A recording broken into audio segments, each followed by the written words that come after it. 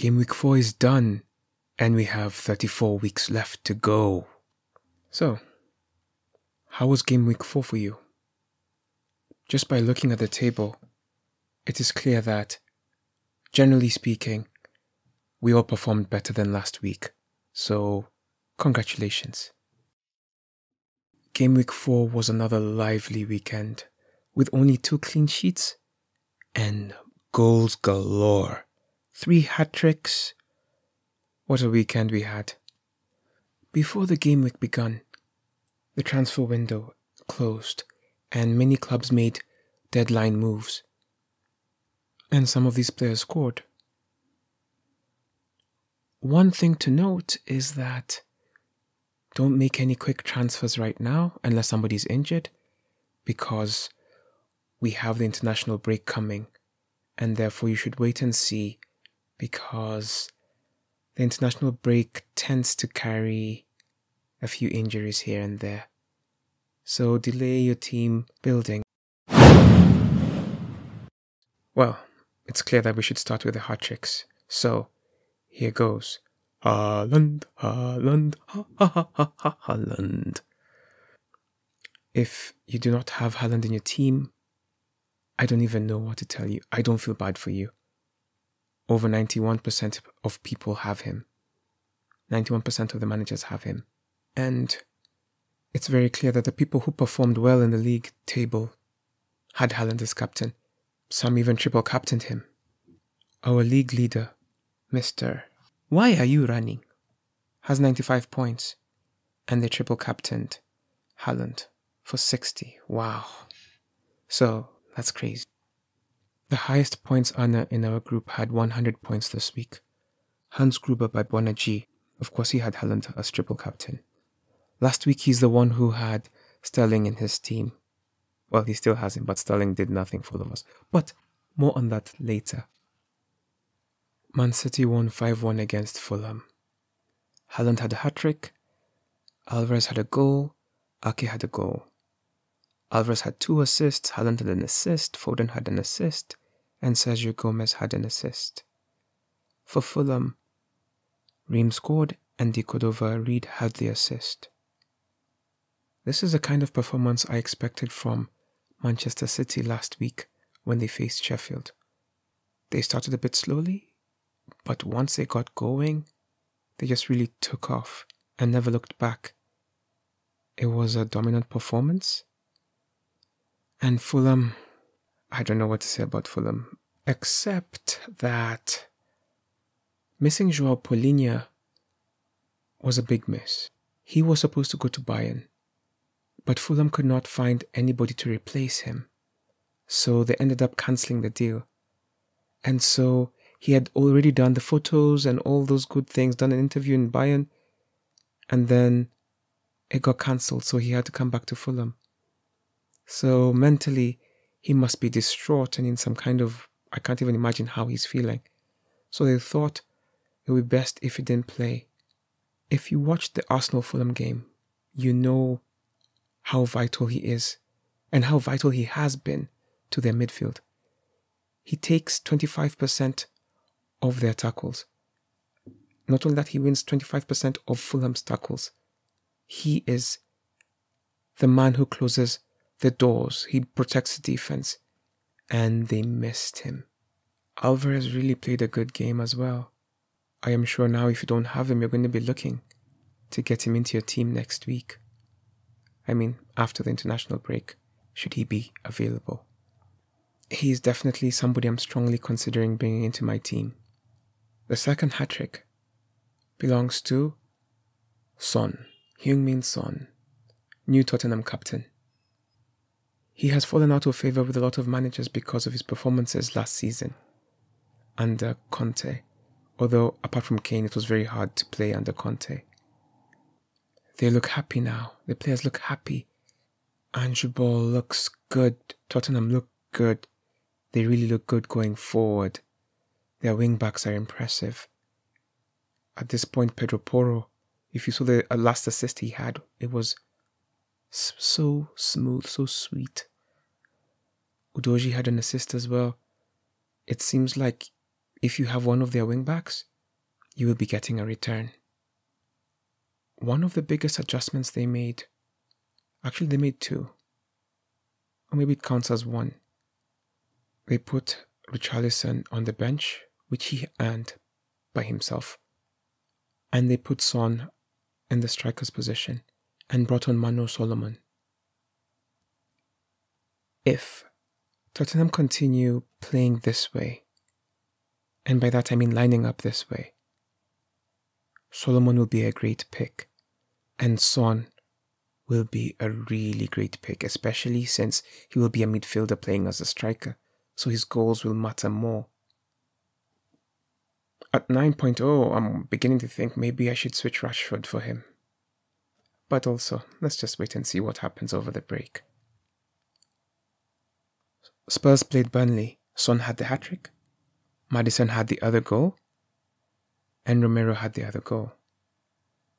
Assists came from Solomon, Pedro Porro, and Udogie. Burnley scored 2 goals, one from Brownhill and one from Foster. I don't know if you guys remember, but last week I spoke about possibly bringing Foster into your team. It was a good call. The assists came from Cullen and Koleosho. Koleosho was very lively, and he will be causing trouble for many defenses this season. Random stat for you all. 850 people triple captained Son. Isn't that incredible? 850. For all of you who chose Maddison instead of Sterling, well done to you. You guys made the right decision. That was the right decision. Moving on. The third hat-trick came from the youngest man to score a hat-trick this season, Mr. Ferguson from Brighton. Brighton played Newcastle, and Brighton were the better team. It wasn't even close. Brighton have definitely bounced back from the loss last weekend. Newcastle still have to pick up themselves again. I have noticed a pattern here that Aston Villa and Newcastle share. When faced with strong opponents, they seem to crumble and then beat weaker opposition. So I'm going to be careful with how I choose to place my potential Aston Villa players and my Newcastle players when they're playing good teams. For this game, I didn't anticipate a clean sheet, so I had put both Estupinian and Trippier on the bench, and that made sense. It worked out. Brighton arguably made the signing of the transfer deadline, bringing Ansu Fati, the wonder kid from Barcelona. I'm really excited to see how he adapts to English football, and I hope his body holds up. He's been getting injured a lot. I hope he can have a good season. I would like to see what such a young talent in England looks like. I mean, Ferguson is 18 and he had a hat-trick, so Fati's older than him. There's potential for great things to happen. Ferguson had the hat-trick, Gilmour had 2 assists, and Mitoma had 1. For Newcastle, Wilson scored their goal at the death, and Longstaff had the assist. In other outstanding matches, we have Arsenal versus Manchester United. I won't lie, I stopped watching this game at 90 plus 6 minutes. I thought it was a draw. Little did I know, 90 plus 7, 90 plus 11, goals would come. That was a good game. I feel bad that I missed it. It reminds me of a friend who left the Arsenal-Liverpool game when Arshavin had 4 goals. He missed all the 4 goals. He missed a great comeback. It was, until today, he regrets it. But I'm not a fan of either of these two teams, so I have no regrets. Finally, Gabriel started. And did you see how close the call for Garnacho's offside goal was? Did you see Gabriel's leaning, it's almost like he could measure the line himself.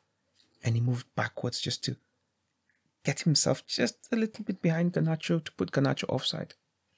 that was super tight. Rashford scored for Manchester United and he missed a chance. He was very lively, and it still shows that coming in from the left is the right way to play with Rashford. Højlund came on and he looked strong and he caused trouble for Gabriel. That could have been a penalty on a different day. It was a game of fine margins. But like I said last week, it seems like there's a pattern. The home team wins and the away team loses. So at Old Trafford, let's see what happens. Gabriel Jesus came on and scored. Rice had the game winner in the 90th +7 minute. Odegaard scored the equalizer after Rashford opened the scoring. From a fantasy perspective, I'm worried for Nketiah now, and I'm strongly considering moving him, especially seeing Jesus coming back and scoring. It wouldn't surprise me if, after international break, he starts automatically, rendering Nketiah a sub. For those who have Havertz in your team, Pole, I don't know why you have him. He doesn't look ready. Maybe he'll get there, but he isn't there. And the game changed once Vieira came on for him. You could just see that he knows what he's supposed to do. Maybe he's just not yet there tactically. Who knows? Let's see what happens in that position. In what would be the most surprising result of the weekend, Nottingham Forest beat Chelsea 1-0. Elanga scored with assists from no other than the main man himself, Awoniyi. From a fantasy perspective, Awoniyi delivers again. He just seems to be solid for Nottingham Forest. And if you have him in your team, well done. Elanga is also another one you should probably be looking at right now. Looking at Chelsea, oh my goodness, I don't even know what to say. I'm a Chelsea fan, but this is disappointing. Okay, let me start with the positives. Chelsea are better to watch than they were last season. You can see that there's effort. You can see that they really want to win. But they just are so young and inexperienced. They have a real Jekyll and Hyde in the same team, in the same game. You can watch first half and think, okay, Chelsea have this. And then second half, you'd be like, whoa, what did I just watch? From a fantasy perspective, I think my patience is running thin with Nicholas Jackson. After watching him, I'm beginning to think that his first touch is not very great. It seems to let him down a lot. But somebody who has an even worse first touch than him is a new signing, Caicedo. Goodness. That man. If you watch his lowlights for Chelsea this season, you wouldn't believe it. You wouldn't believe he's barely played two games. They are a mess. Just like Havertz, it seems like he needs time to settle in. I'm wondering if Pochettino will let him play through those mistakes, because he keeps making mistakes. He keeps giving the ball away. He doesn't seem to be able to control the ball. He doesn't seem to be able to make good decisions. Sometimes I wonder if players are actually good, or if the system is what makes them good. It's a slight difference, but I'm hoping I make sense. He played his role to perfection in Brighton and justified that price tag. But now, goodness, I'm not sure if it's a system we need to change. I'm not sure what needs to be done, but he's a problem. From a fantasy perspective, I honestly struggle to recommend anybody from this team. I brought in Sterling and Malo Gusto, combined for, I think, 4. Nicholas Jackson had 1. 5. Wow, fantasy can really humble you.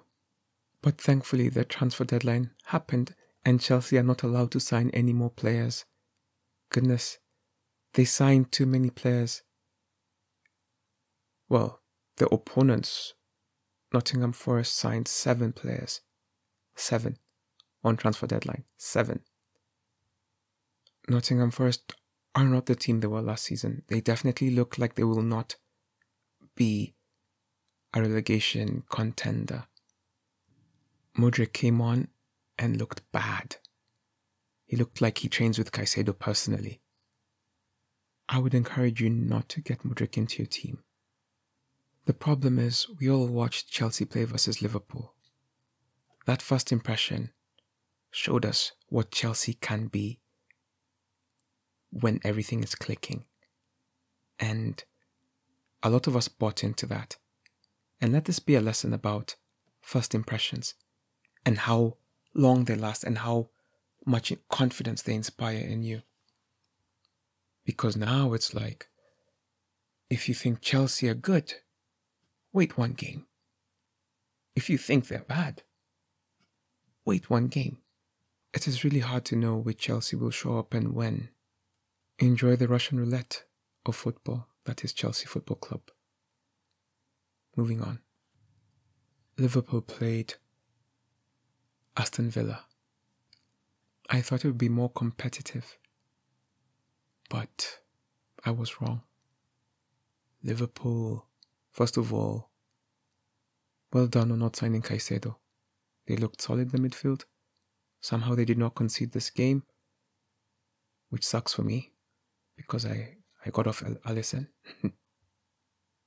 Salah scored. Solimac scored an unfortunate own goal, and their new Hungarian signing scored as well. I can't say his name right, so I'm going to practice it first before I say it, so maybe next time. Trent played well. He looked good. And he must have heard me hating on him last week, and so I apologize. You seem to be doing better. Aston Villa, on the other hand, looked as bad as they did against Newcastle. I'm not even sure if there was any bright spot. I just think that there's a clear gap between them and the challenging clubs. I would be very surprised if they beat a top 6 team this season, but maybe things will change. But as it stands, bet against them playing strong opposition. Alexander-Arnold had an assist, and Darwin Núñez had 2 assists. He had the post as well. He tried, and I think he'll be starting. Moving on to Crystal Palace versus Wolves. Crystal Palace were the better team. They won 3-2, and Cunha scored for Wolves in the last minute to make it look like it was a tight game. But Crystal Palace were the superior team from the beginning. Mateta really impressed me. He had very creative assists. If you haven't seen them, please do yourself a favor and go watch the highlights. The assist for Ez's goal was a nice touch. And the one for Edouard's goal was also really good. I can't decide which one is better. I think I prefer the one for Ez's goal.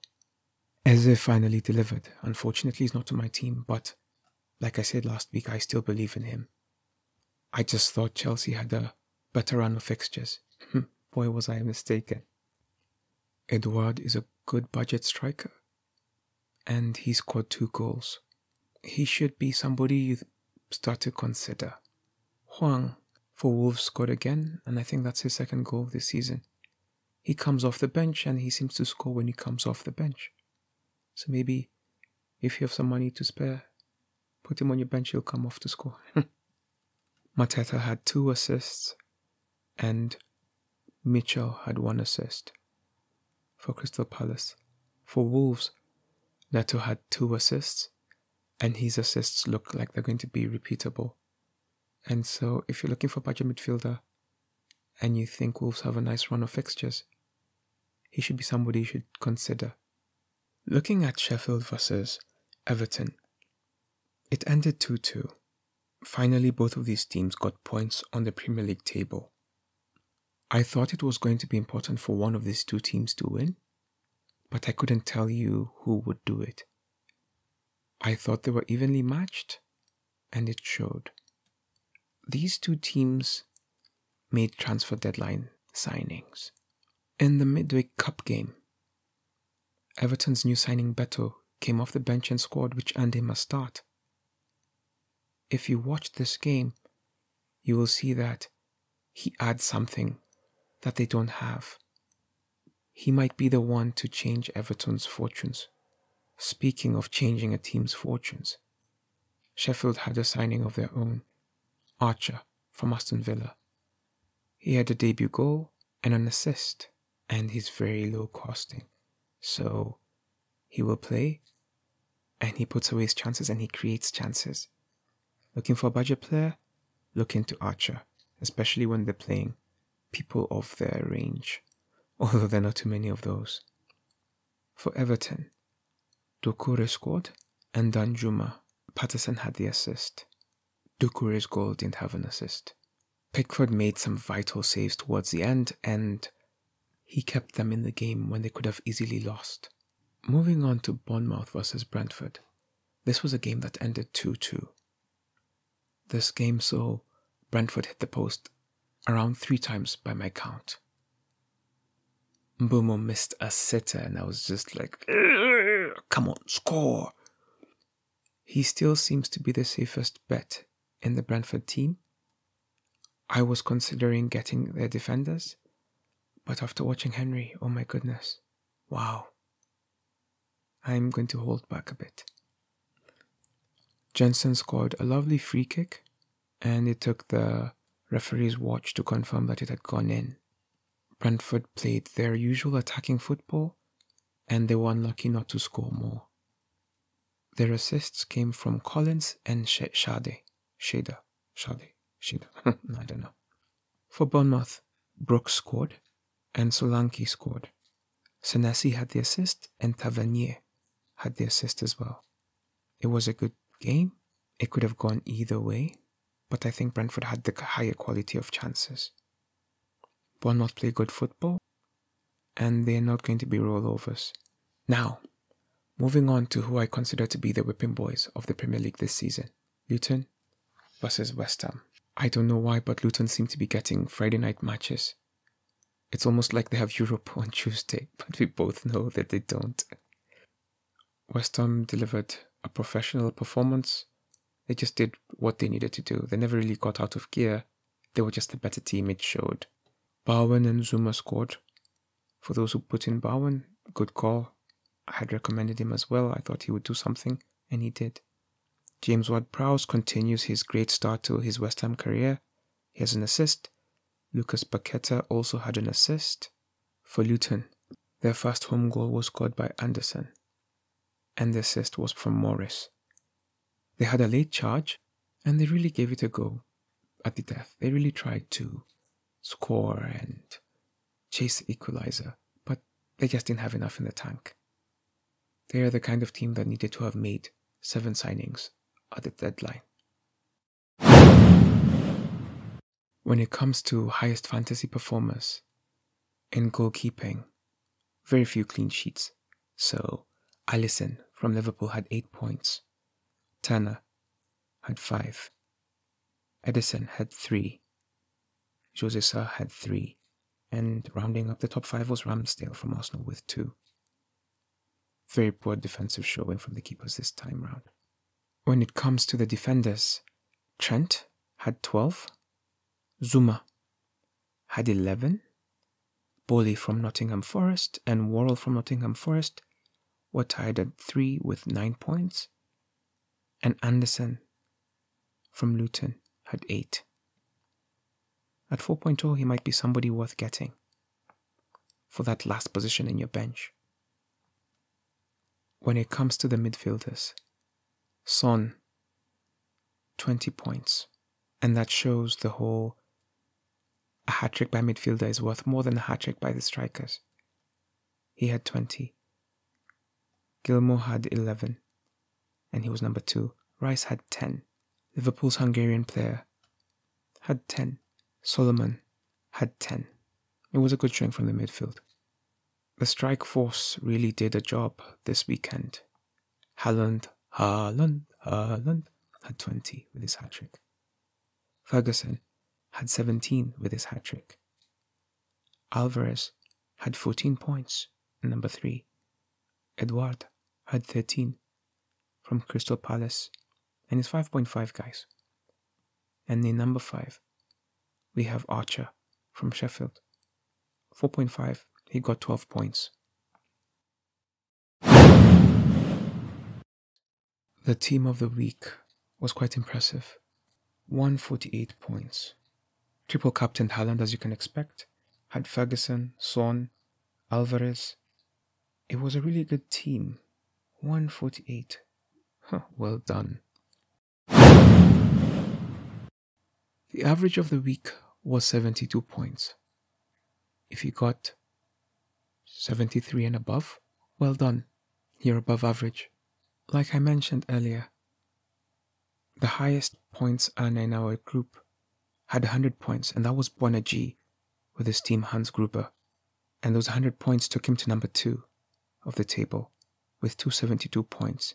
Number 1 is Why Are You Running? Managed by Leon Mortier. Looking at his team, he had triple captained Haaland, and that gave him 60. Then he got 35 from the rest of the team, led by Mbumo and Salah. He had Archer on the bench. That's painful. That's painful. For number 2, Hans Gruber. Triple captained Haaland as well. Well done. And apart from that, he had Trent, who had 12 points, and Cunha, who was his 3rd highest performer. That was a great return. I will be trying to get an interview with him this coming week. Number 3 is Don't Bottle It This Year at 266 points. He's now 22 points behind. Number 4 is El Capitan, managed by Dennis Gadiga. And number 5 is Cheese Garnachos, managed by Control-Alt-Delete. And they have 259 points. So you can see number 1 to 3, there's almost a gap of 20 points. It's 18. And maybe there's a bit of a separation happening now. So all of us who are not in the top 5, we need to start pulling up our socks. At the bottom of the table, we have Enter the Woo, managed by Washira Gitahi. 64 points is what he got this week, which wasn't bad. 171 is his total. Number 17 is Tim Kubwa with 77 points, so he's fighting. 196. Number 16 is He Sleeps Through Storms, Tagana Gatheru. 51 points, 203. So number 18 is looking like they really need all the help they can get. But from number 17 going up, number 17 to 13 is just 15 points, and it's doable. My team got 75 points, and I'm somewhere in the middle of the table. Haaland really rescued me. He gave me 40 points. Mbomo and Rashford were second and third best in my team. The worst players in my team were Nicholas Jackson, who got 1, Anderson, who got 1, and Gusto, who got 2. Chelsea players really let me down, and I will definitely be reconsidering whether I want to have 3 of them in my team next game week. But I have some time to mull that over. Like I said, I got 75 points. I'm just above average. On the bench, I had Mitoma, who had 5 points. I really didn't see a way for him to play, so I don't feel too bad about it. But he will be playing next week. Probably Nicholas Jackson will come off my team. But there's still some time before that happens. I'm not unhappy with the results. I put in Anderson as a reward for his performance last week. I brought on Sterling because of last week as well. Gusto as well. I benched Estupinian, Trippier and Mutoma because I thought that they would cancel each other out, and for the most part that kind of worked out. Nketiah, he didn't play too well. I mean, he wasn't bad, but I am not seeing his future in Team BV. He will be transferred out very soon. Udoji continues to impress for me, and I'm happy that I have him, and he will continue to keep his place. as a starting defender. I am not going to talk about the next game week because of the international break. I will speak about that in another episode as we get closer to the next game week. This brings us to the end of our episode. Thank you for tuning in, and we will catch you in the next one. Have a great day and a lovely week ahead.